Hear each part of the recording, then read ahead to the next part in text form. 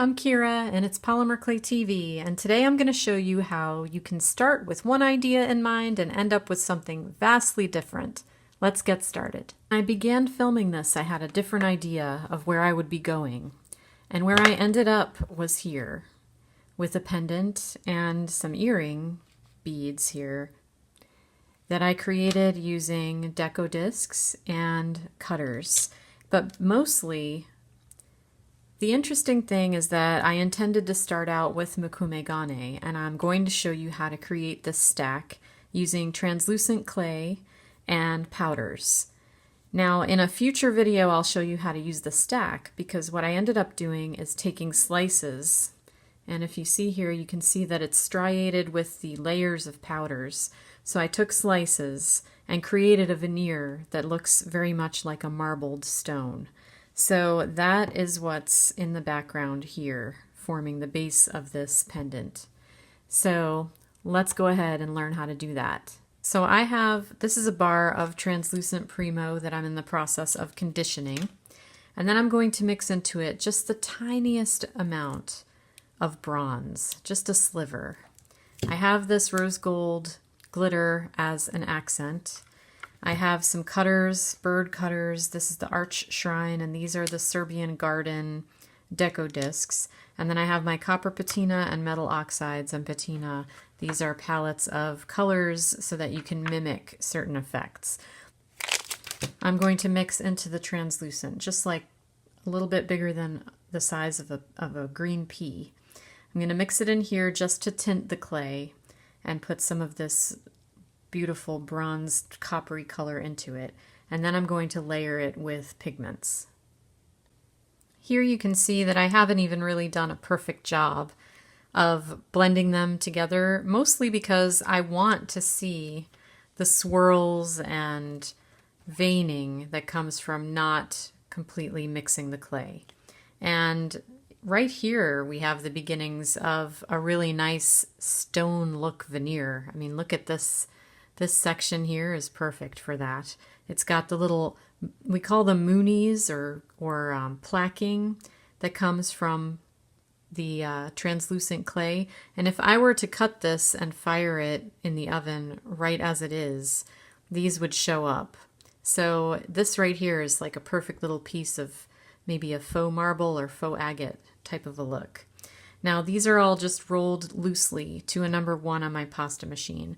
I'm going to stretch them all out to about a number 3, and then I'm going to start layering my powders in between the layers. So here I have 7 pieces rolled out, and I have reserved a piece that I chopped off a bunch of the scraggly edges, not all of them, but enough to make these sort of similar in size, and rolled this one out so that I can use it for the mukumegane process. So what we're going to do now is I'm going to open these palettes. I think actually I might not even use this apricot kind of a color. Just use the blues and greens, since they're going to contrast a little bit better with the brown that I already have here. So I'll grab the green from this one as well. And I'm going to grab a soft brush. And I'm going to start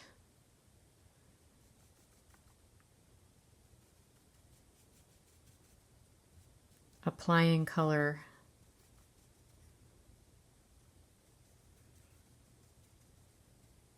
unevenly still.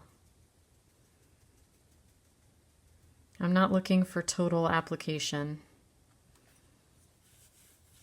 I have this brush cleaner off to the side that helps pull the mica and the particles out of the brush, just so you know what I'm doing over there. And actually this technique, it's easy to overload your brush, so I'm trying to sort of pounce this on and not have total even coverage.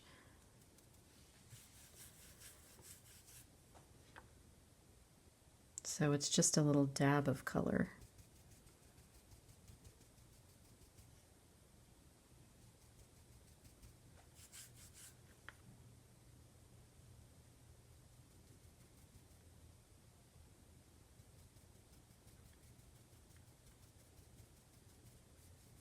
And then I've got extra powder here, so I'll go over here with it and mix it up a little bit.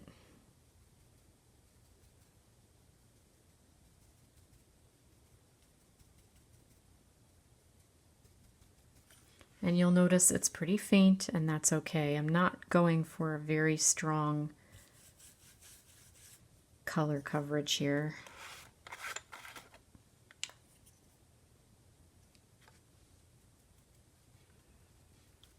Just kind of splotchy.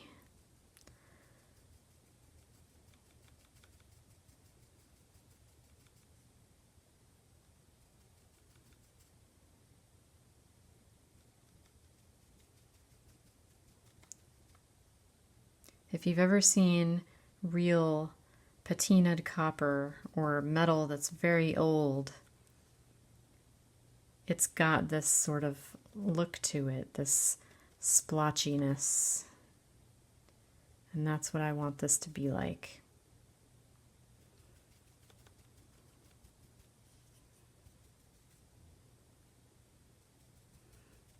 Because eventually I'm layering this all together like a little sandwich. And this is all going to stretch out and change too. That's what happens.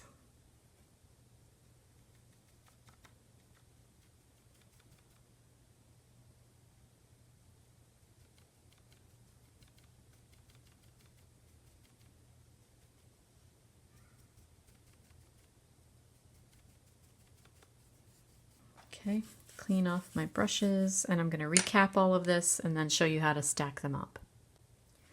So this is going to be a sort of loose interpretation of mukumegane, so we're just going to stack these layers one on top of the other and try to go sort of contrasty with it. So the brown, then the blue, then the green.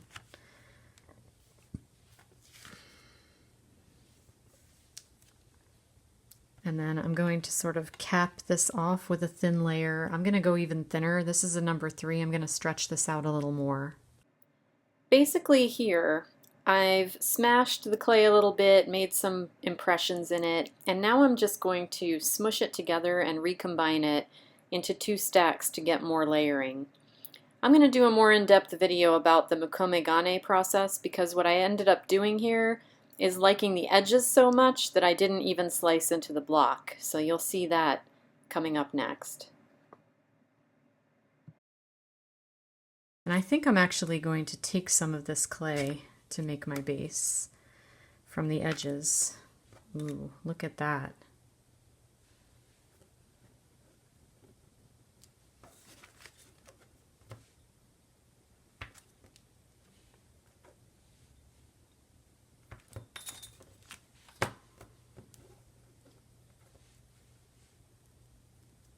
So if I use my fingers,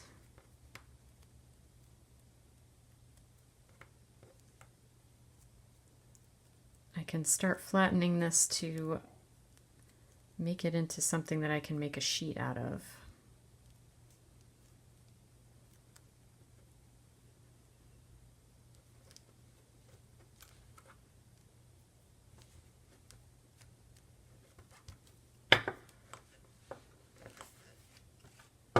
I'm going to take it to the pasta machine and try to get a nice sheet of clay. So from rolling and stretching and recombining, this is what I've got. It's really, really pretty. So this right here is a beautiful veneer for you to use for anything.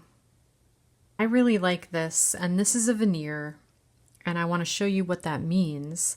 A veneer is basically just a thin sheet of clay that you can use for decorating. So I've rolled out a piece of the rose gold glitter to use as a backing, and I'm going to layer this piece right on top of it.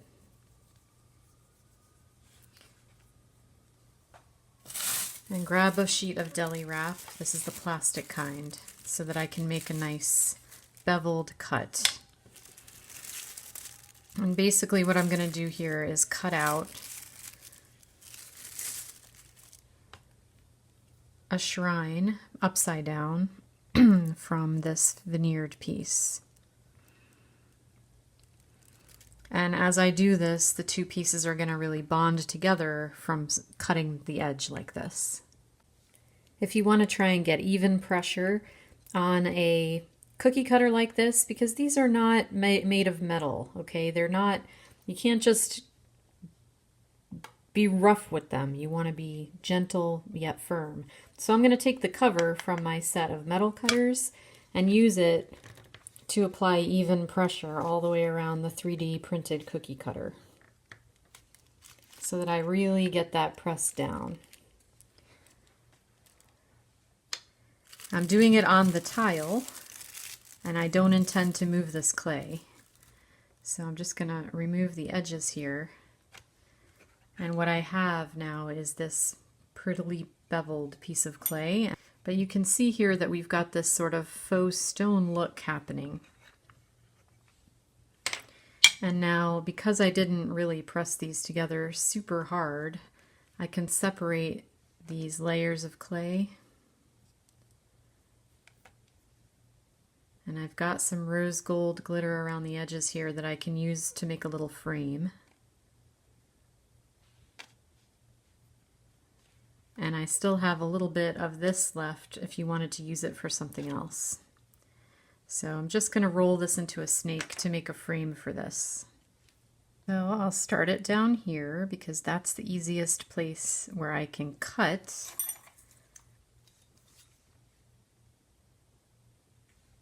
And join the ends together. So I'm just going to gently press this around the edges.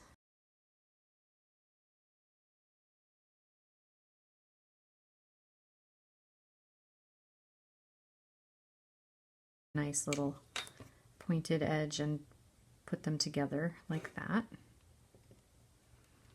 And then if you wanted to texture this, which I do, there's lots of different ways of doing that. I think I'm going to use one of my metal stamping tools.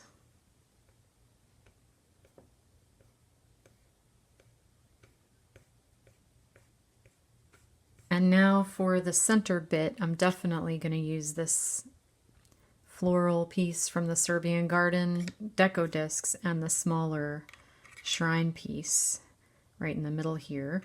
So I'm going to take this, I don't know if I want to, I think I don't want to use the glitter clay. I think I'd rather use this nice bronze color.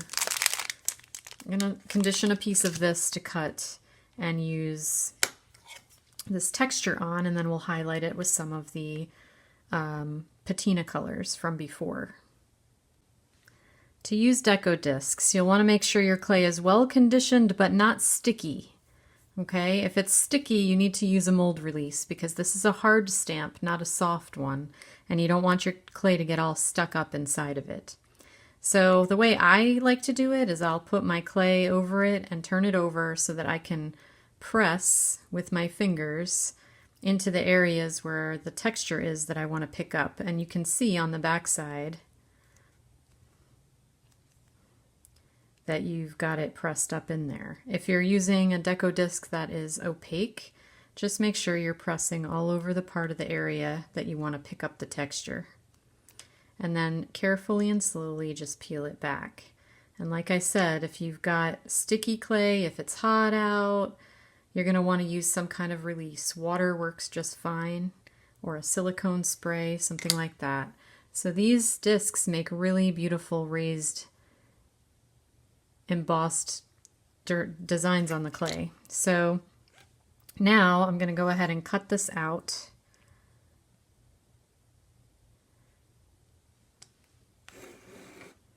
And apply it onto this background veneer. And it doesn't have to necessarily go in the middle. I think I'm going to go this way with it. Because if you know me, you know I am the queen of bling. And this definitely is going to need some. So this is just bronze clay. Use it for another day. We've got our copper patina colors here. And I'm going to use my finger this time to put some of this purple, lavendery color highlight this design.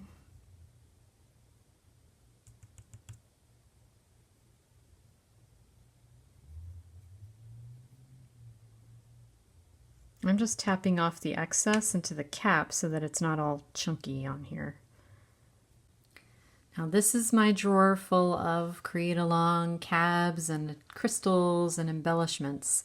So now I get to pick what I want to use, and I think I'm going to use some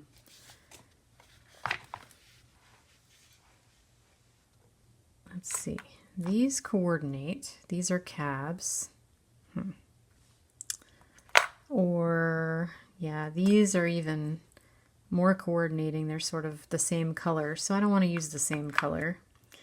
I also have this blue, which would be a nice contrasting color. And I also have rhinestones. So all of these are hot fix. So it's your choice how blingy you want to get, but I think I'm going to use the blue, and I also think I'm going to use some color shift. And this is a really cool little product that's just color shifting flakes. And I'm not going to do full coverage, I'm just going to kind of tap these around up here.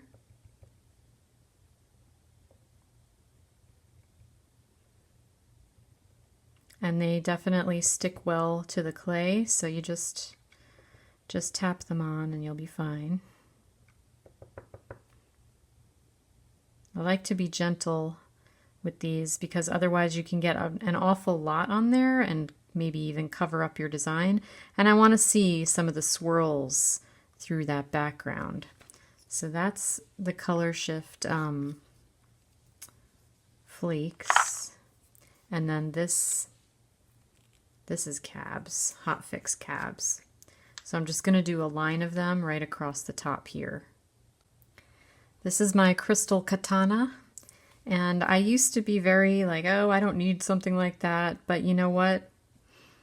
I'm a convert, because this makes setting these hot fix stones really super fast and easy for me. And since I like to use them so much, I broke down and purchased one. So I think I'll go all the way across with it like that. And then you just use the other end to sort of press them and make sure that it's firmly touching the clay. These are they have hot fix on the back, so you just need to make good contact and they will stick to the clay permanently during baking.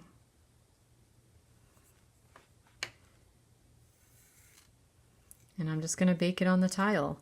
And you can decide if you want this to be a pendant or something, if it needs a hanging mechanism, or if you need to make holes. You can always drill holes after, however you want to get it done. But I can see the swirls of those pigments through my background veneer, and the texture and the cabs and the little sparkle. I like the way that turned out. So I hope that you will join us again next week for Polymer Clay TV. And as far as this lovely juicy block of makumegane, I'm going to save that for my next video. Here we are out of the oven, and just because it was fun, I made a couple of bead birds here, and I put holes in them so that I can make them into earrings. Now this piece, I put holes right here so that it can be strung as a necklace. Now there's more that I can do here, and that is really totally up to you how you want to finish this. So I encourage you to have fun. Join us in the tribe. That's polymerclaytribe.com, where we often share all the different variations of what we're making. And come over to the blog, polymerclaytv.com, to see hundreds of blog posts with video projects for you just like this one.